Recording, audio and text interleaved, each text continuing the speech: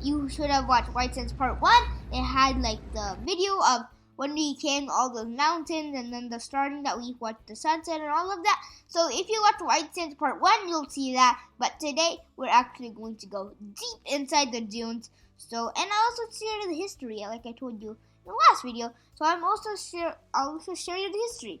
So we came in the hotel and now we're going to the White Sands Park. So we came for 8 minutes. That's how far our hotel was from the White Sands. See, you can already see the white sand from here. See the white sand, and there's also some mountains. Wow, that looks very beautiful. White sand and mountains combined. And then just looking at it in the car, near a bunch of planes. Awesome. What else you can imagine more than this? What can you? Oh look, White Sands National Monument. Yeah, see, you see the sign over there. Yeah, so this is in the city of Alamogordo. I finally learned how to pronounce it. It's awesome, right? You can pronounce it. It's such a big name. See, you saw the sign. Now we're going inside the park. So there was a gift shop in the beginning, like where you check out and get your tickets and all that stuff. See, there's a sign that says Visitor Center Gift Shop. My dad went inside the gift shop to get another sled for me and Rhea because before we came, I said this really nice person gave us a free sled. So yes, we had that, and then my sister and me were fighting over it. So he said, let's get another one, but the price was very high. It was $18 per sled. Even if you return it once you're done with it, they only give you $5 back. So we just kept it, and look at the line. Even if there's Corona, just look at the line. We had to wait so in the beginning, as you can see, it's full desertish and that stuff. Look, it's like a desert, and it says some signs. And then both of us, it's so boring. I can only get inside. So you have to check online at the website to see if there's since there's a missile range in the White Sands that's operated by the U.S. Army. So you might want to check if it's a testing area. So if they're testing, the park will be closed. So you don't want to come to the park on a closed day. Another day at waste.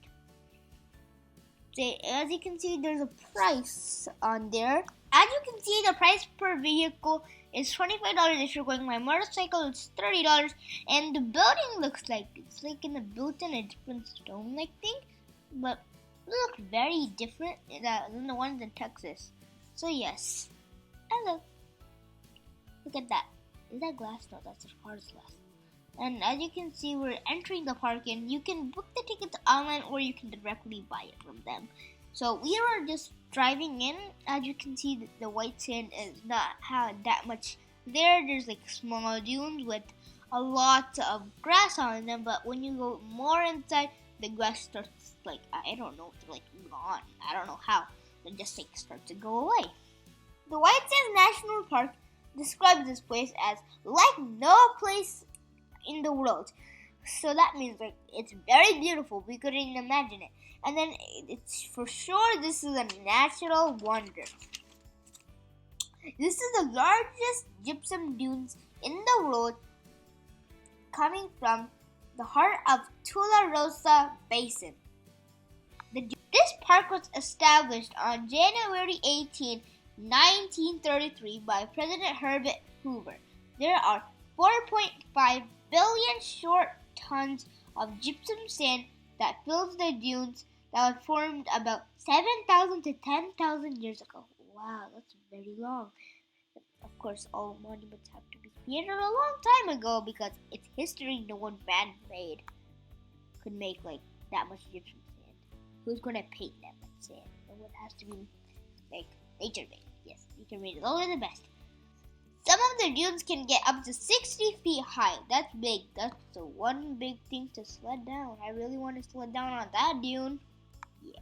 This park is situated at an elevation of about 4,000 feet in the Talavera Basin.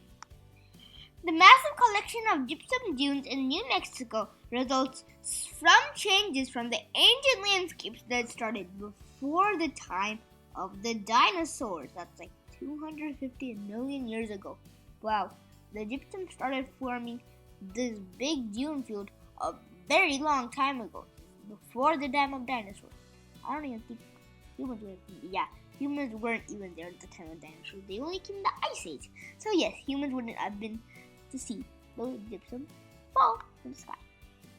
New Mexico used to be covered by a shallow sea, but then the sea level eventually fell as the area began to dry. Thick layers of gypsum settled onto the old seafloor.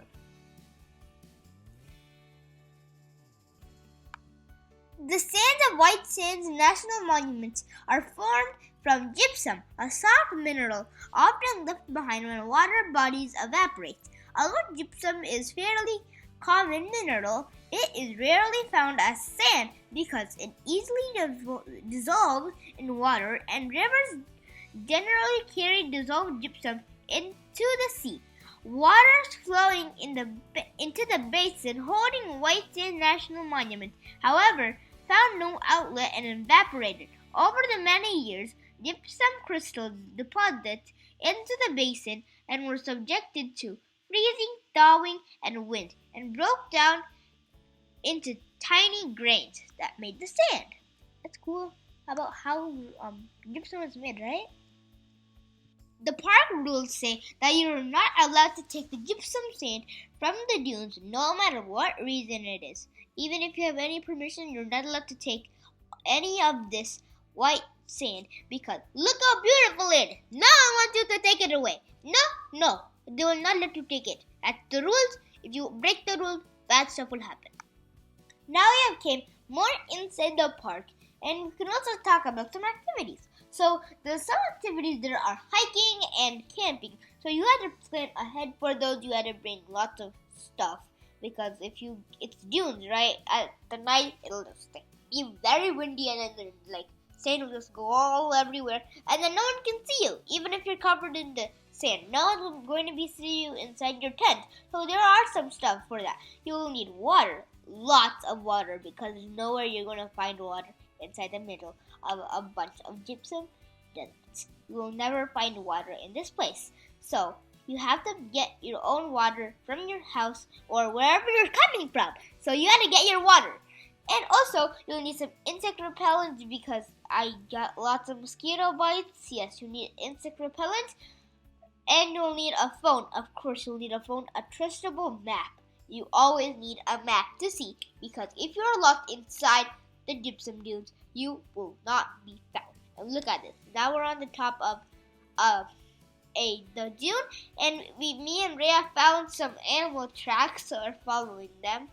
No, there was some mouse and coyote tracks, so we are following that. Hopefully we'll find a coyote, but we didn't find anything. We were asked to stop. She was like, but I want to see one. So if you're going in summer, which is not really a good option because summer will make you horrible because summer is very sunny, and if it's sunny, bad things will happen. The sand is going to be hot. Your feet are going to be hot. So you have to get lots and lots of water. Since we came in early fall, the first week of September, it was burning hot. I said burning hot. So we could all we had in our hands was a sled. We couldn't even hold it. So the deeper you go in the dunes, the more the dunes will be there, and there'll be less plants. It seemed like my dad went to White Sands. We used to live in Colorado, so we went for a trip in India. So when we were in India, my dad was all alone at home, so he just went for a small trip to New Mexico, and he did camping here, and he took some good photos, and they look so good. There's completely not even a single piece of grass there, and he also went camping there. I don't know what he did, but he sent me a picture of an insect to me to tell me what insect it was. It was a regular fruit fly. And he also went with his friend, which I found out he went with a friend when I looked on the iPad after it was being revealed after 3 years before I had it, because and look, now we're rolling inside the sand. So it's been 4 years since my dad gave me the iPad, and when I saw the iPad, we went and saw the photos. It's been my dad was taking a photo of the drive to White Sands, and we'll share that with you. Yes, it was so good. And also, Since we came in the morning, we just walked inside, but then my dad, we only had one sled, right? So me and Ray were fighting over one sled. So my dad he dropped us off at the dune so he can just play for a little bit. We rolled in the sand, we dug a little bit, and we just roamed around. And then my dad, he went to the gift shop again to get another sled. So he went and got another sled for us. As you can see, that's the rainbow sled. Yesterday we got the green sled. So yes. Okay, so now we're going to the bigger dune, as you can see. But this place, we couldn't even see our footprints for some reason. It was like round. So Rhea was running, and I was running real down. Me and Rhea were having a race. She tripped over the thing that looked like an ostrich bone or something. Not the ostrich bone. We saw the ostrich bone like later. I think it was a dinosaur bone. We saw this thing. We saw this like bone. I know. Eventually will come in the video, and I'll see then. Yes. So the more you go in, the bigger the dunes will get. So we went a little bit more in, so the dunes got very high and very steep. Since the dune was more of like a straight line going up, we couldn't climb on it. And it was really good to sled on. I went on the sled for the first. I went sledding down there, and then I couldn't get up. Rhea came down. She also got stuck. And then my dad also came down. He got horribly stuck. So all three of us were stuck. I threw my shoes off and then started climbing it. And then I got up. My sister also did the same thing. Then me and my sister pushed my dad up, and then he got up. Yes, he's a very heavy guy. 80 kg, yeah. Now we've got to the top. Now we're gonna sled down. Down. Now Rhea's sledding down, but then she stopped like halfway. She's like, la la la. And then if you don't put your hands or legs in outside the disc, it's not gonna go well. As you can see, he fell out of the sled. You could call it a disc. It's like a disc-like thing. More like a disc, not a sled. It's more like a disc than sled. It's like way bigger than this, but you can call it a disc. It's good. Yeah, they call it the snow race or something like that. And then we had to go again. But this is like the first time. We went more far inside. We still went more far inside, and we found this really big dune. That's the one I got stuck on. Me and my dad also took some photos because it's the white sand, so it looked beautiful. We always take photos where it's beautiful. Yes, we should also do that too. Well, our requirement.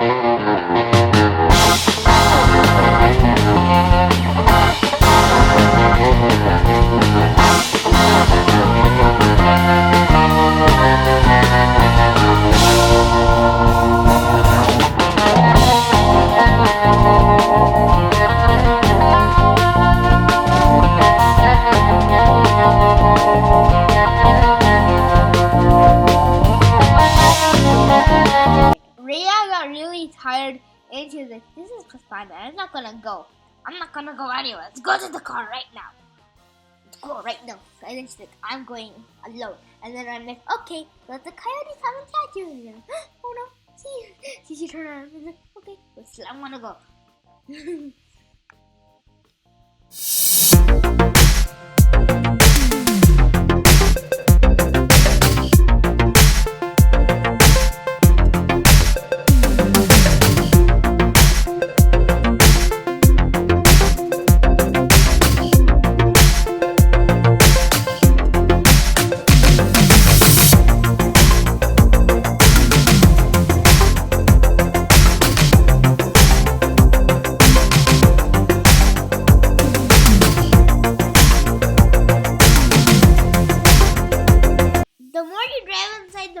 dunes you will see. So we just drove a little more inside after drinking water because we went inside the car. It was burning hot that day. We turned up the AC and then we went.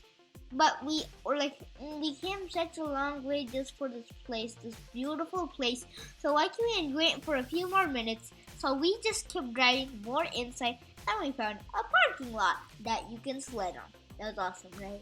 A parking lot that has white sand and you sled right onto your car. There's also some picnic places so you can picnic and have some food there.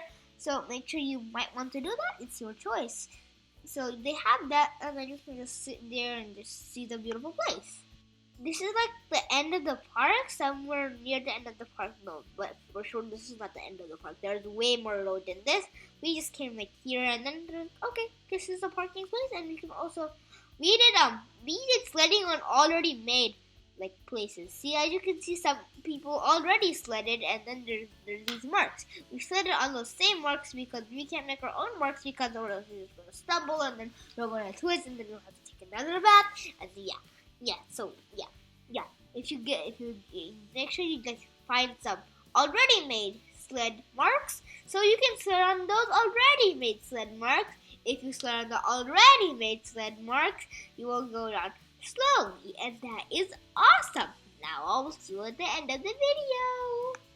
This place is a great place to have fun with family, friends, and kids. So I hope you like this video and this beautiful place, and see you in the next video. Bye! Make sure to subscribe to our channel and see I'm studying on the pre-made marks and it worked pretty well. But still I pushed. Ouch. Okay, I'm going to find another pre-made one. So I hope you love this video, and I hope you also want to come here, but make sure you gotta follow the rules and regulations. And as you can see, me and Rhea are throwing sand at each other. Oh, madness. Hey, you stole my sled. I hope you love this video. Bye. Make sure to subscribe to our channel. Make sure to thumbs up, and see our Facebook post and Insta post. Bye.